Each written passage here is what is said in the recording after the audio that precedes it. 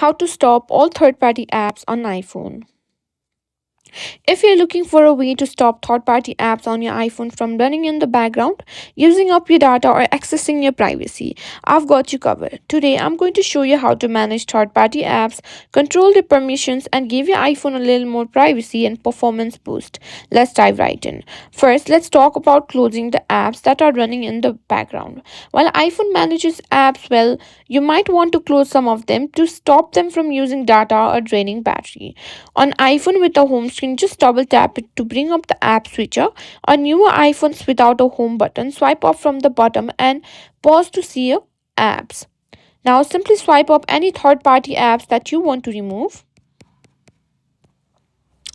This won't fully delete them, but it will close them from running in the background.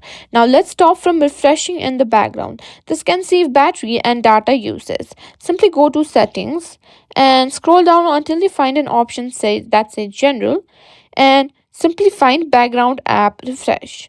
Here you can choose to turn it off entirely or disable it for individual apps.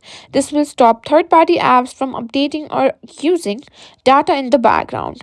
If you want to stop the third-party apps from refreshing at all, you can turn it off for all apps, or you can turn it off for apps you don't need updating in the background. Another thing you can do is control which apps have access to your location. Some third party apps track your location, which can be a privacy concern. Simply go to settings and scroll down until you find an option called privacy, and simply tap on location services. Here you'll see a list of apps with location access. To stop third party apps from using your location, simply toggle it off to say never.